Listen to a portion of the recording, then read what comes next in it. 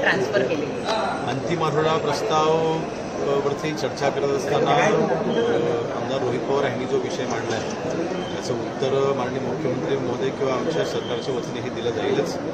परंतु एक बाब समजून घेतली पाहिजे, ज्या वेळेला असे अपघात होतात किंवा अपघाताच्यामुळे ज्यावेळेला मृत्यू होतात, आपण महाराष्ट्रामध्ये मी उदाहरणासाठी आपल्याला सांगू शकेन, आपण पहिल्यांदा त्याच्यामध्ये ADR फाईल होतो, म्हणजे ॲक्सिडेंटल डेथ रिपोर्ट हा फाईल होतो आणि ह्या म्हणजे आपल्या BNSच्या 194 च्या कलमनुसार ही तरतूद आहे. आणि त्यानंतर हा ADR जेव्हा फाईल होतो त्यावेळेस त्याची जेव्हा चौकशी होती त्यानंतर मग FIR लॉज होतो. आज चौकशी चालू आहे महाराष्ट्रामध्ये. मी एकच उदाहरण देईन, माजी आमदार विनायक मेटे साहेबांचा ज्यावेळेला मृत्यू झाला होता त्यावेळेला देखील ADRच फाईल झाला होता, 4 महिन्यानंतर FIR झाली होती. त्याच पद्धतीने आज मला महिन्यात गेल्या दादांची आणि मला कोणाची तुलना करायची नाही, परंतु ॲक्सिडेंटल डेथ ज्या वेळेला होती त्यावेळेला पहिल्यांदा हा ADR फाईल होतो जो BNSच्या 194 कलमच्या नुसार झालेला आहे आणि त्यानंतर चौकशीच्या अंती मग ह्याच्यामध्ये FIR फाईल. त्यामुळे FIR आम्हाला लॉन्च करायचा नाही किंवा आम्हाला चौकशी करायची नाही ही हा जो मेसेज जातो तो अत्यंत चुकीचा आहे. आमचं सरकार 100% महाराष्ट्राने इतका मोठा नेता गमावलेला आहे त्याची झळ आम्हाला देखील आज बसते आणि संभाजी दादांना 100% न्याय मिळाला पाहिजे ह्या भूमिकेमध्ये आम्ही देखील आहोत. रोहितजींची देखील भावना मी समजू शकतो, त्यांचे स्वतःचे काका होते, नातेवाईक म्हणून नक्कीच त्यांच्या मनामध्ये सळ होणं साहजिक आहे. लाखो कार्यकर्ते आहेत ज्यांच्या मनामध्ये हा प्रश्न आहे, नक्कीच पण त्याची उत्तरं लवकरच मिळतील. परंतु ह्या चौकशीमध्ये कुठेही दिरंगाई किंवा कुठेही आम्ही दुर्लक्ष केलेलं नाही. दुसरं सगळ्यात महत्त्वाचं की काल खराब प्रकरणामध्ये 29 तारखेपर्यंत पूर्ण पोलीस कोठडी वाढवून जरी मिळालेली असली तरीही पुढे कारवाई काय होती आहे याचा तपास आता कुठपर्यंत आलेला आहे. अनेक लोक आता पुढे येत आहेत, तर त्यामुळे या प्रकरणाचं गांभीर्य वाढलेलं आहे. 44 कोटीपेक्षा अधिकची माया या खरातनं गोळा केलेली आहे. या संदर्भात आपली काय आणि ह्या प्रकरणामध्ये माननीय मुख्यमंत्री महोदयांनी याबद्दल भूमिका स्पष्ट केलेली आहे. सर्वात प्रथम ही जी कारवाई झालेली आहे ती पोलीस विभागानेच केलेली आहे.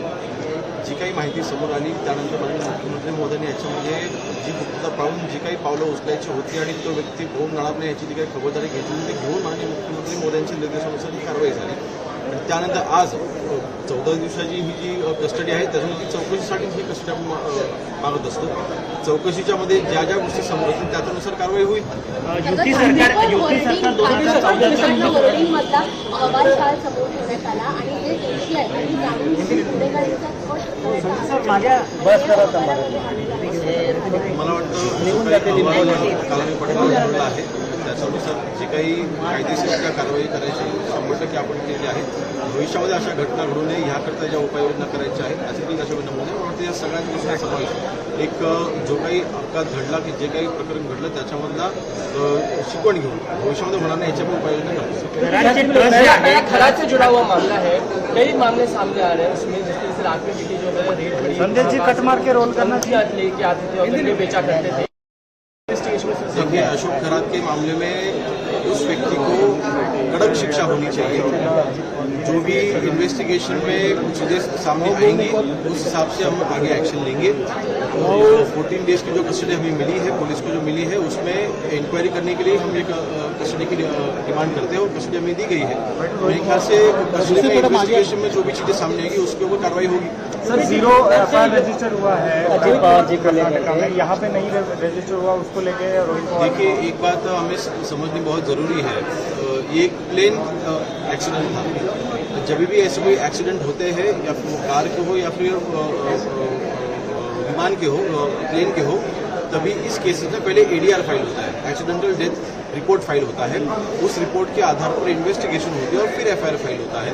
तो मेरे ख्याल से ऑलरेडी CID की मार्फत उसमें जो भी इन्वेस्टिगेशन चालू है वो जिस तरह से होना चाहिए उसी तरह से चालू है. उसमें किधर भी हमने डिग्लिजेंस हमारा किधर भी है नहीं.